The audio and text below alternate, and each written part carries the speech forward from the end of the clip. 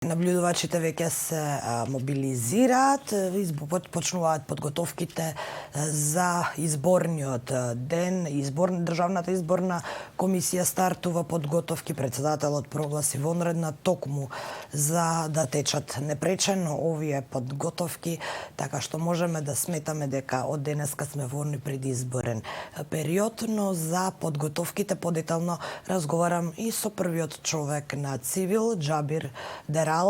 Невладината Цивил секоја година ги мониторира изборите, поточно сите изборни процеси. Добро утро, Џабир. Добро утро, Кристина.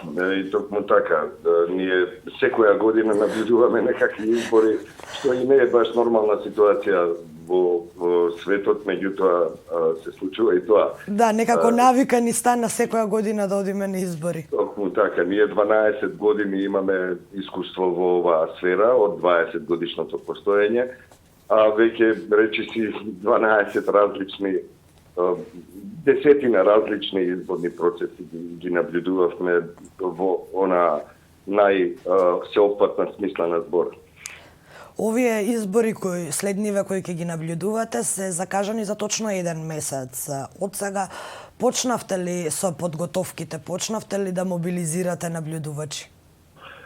Кристина, ние започнавме со долгорочното мониторирање на изборниот процес, односно на изборните контексти на политичките настани и процеси, уште на 21 октомври минатата година. На 20 они се договорија да имаат избори предвремени, а веќе наредниот ден ние го вклучивме и тој модул на наблюдување кој ние континуирано го спроведуваме во доменот на човековите права и слободи.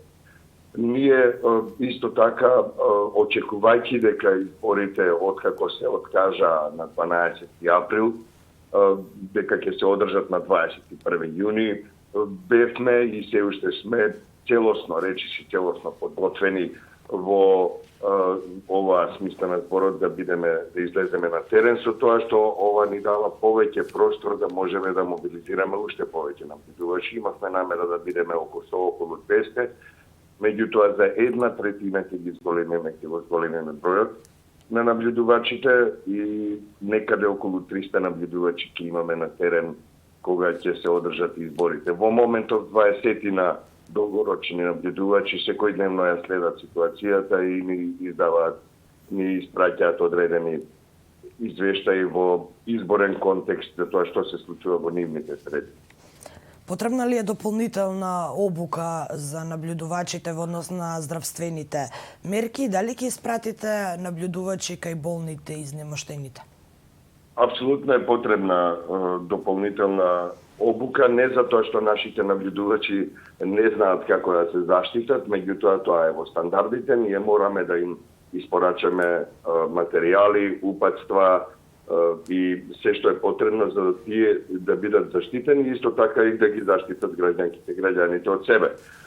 Тоа е наш стандард кој ги исполнува сите максимални услови односно принципи и стандарди за заштита на нашите наблюдувачи во секоја смисла на зборот, од безбедност до законитост и сега со ситуацијата и заштита од коронавирус. Кога сме кај законитоста, по први избори ќе ни бидат ова на кои ќе гласаме под посебни здравствени мерки.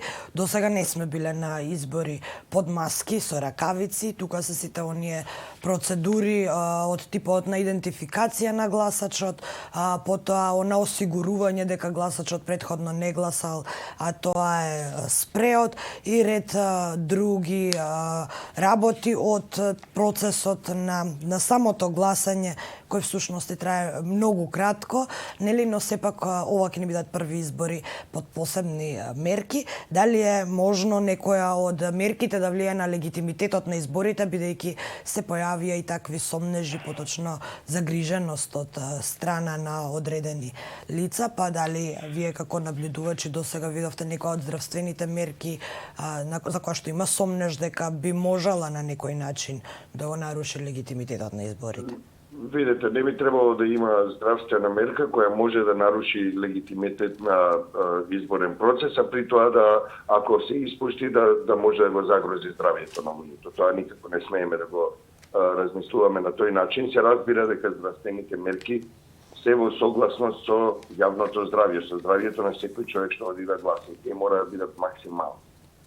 Што се однесува до легитимитетот на изборите, видете, ако погледнете на спрејот, тој беше малку понижувачка мерка која се спроведуваше со години наназад, за да може да се утврди дека човекот што гласа сигурно не гласал и на друго место.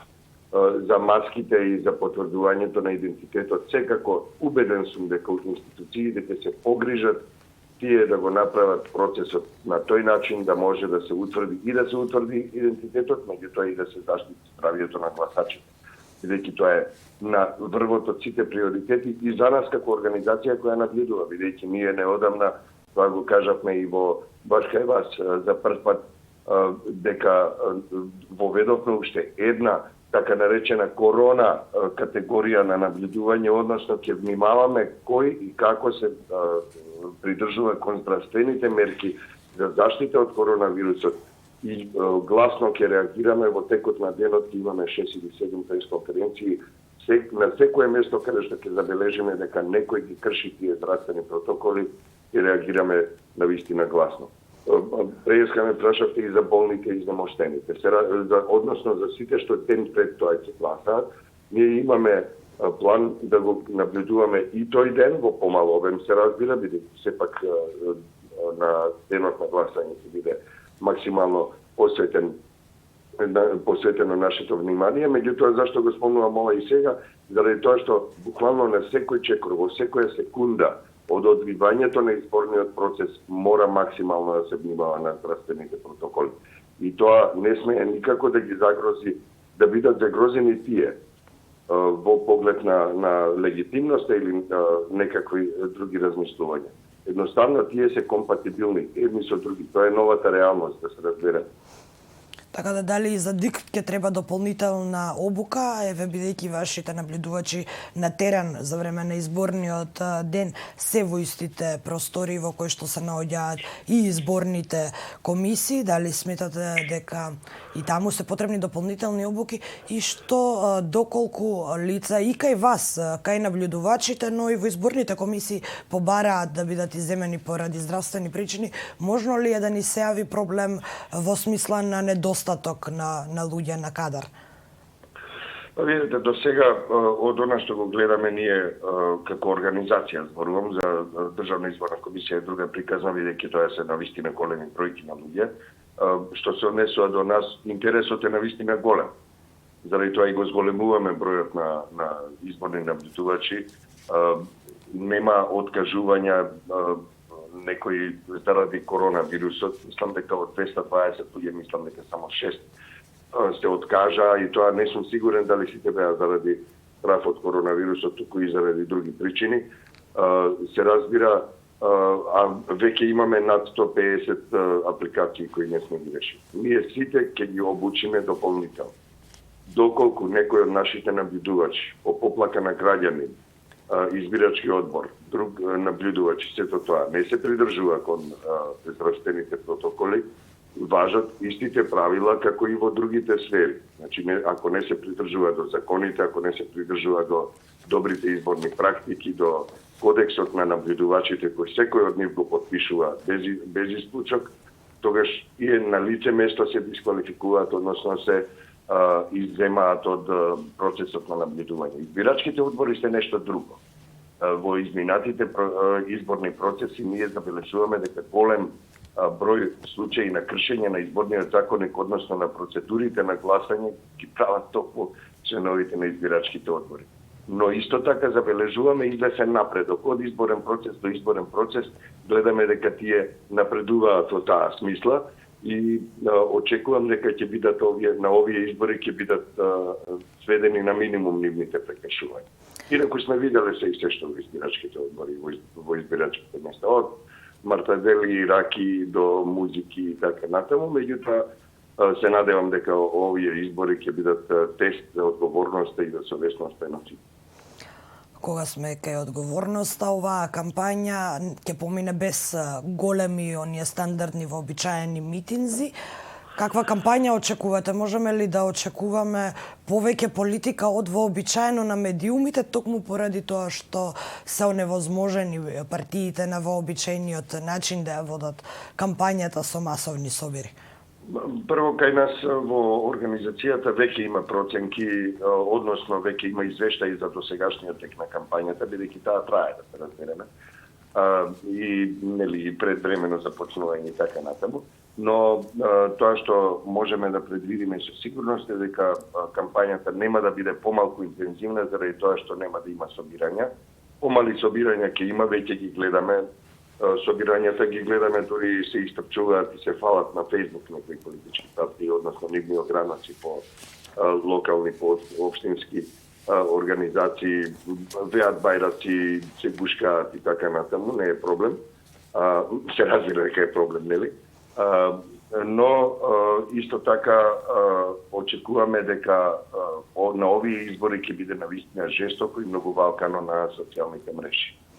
Тоа ќе биде подкрепено од одредени медиуми кои одамна ги имаат прекршено сите новинарски стандарди и етика. Меѓутоа социјалните мрежи ќе бидат бојното поле на кое ќе се судрат две големи концепции и две спротиставени концепции и кои ќе се служат со дел од нив ќе се служат со навистина балкани средства, со лажни вести, со говор на омраза, со разни манипулации, со спинување на вестите. Треба да се биде многу внимателен, бидејќи ние сме и како организација собственици на поголема медиумска платформа за информирање на граѓанките и граѓаните. Треба да се биде многу внимателен, дека затоа што некојаш колку и да внимавате, едноставно ви се провлекуваат грешки заради тоа што многу софистицирана е машинеријата која стои зад некои партии, за да може да пласира содржини кои ќе им дадат предност, макар и таа да е нечестна. Токму така, ќе се согласам дека социјалните мрежи се плодна почва за ширење на говор на омраза и на лажни вести, а лажните вести особено стапуваат на сцена во предизборие. Па се надеваме и граѓаните дека малку повеќе ќе обрнат внимание на сето она што го читаат и дека ќе бараат начини да проверат дали информацијата која ја добиле е лажна или вистинска. И Џабир, сосем за крај уште едно прашање, какви се вашите очекувања за излезноста?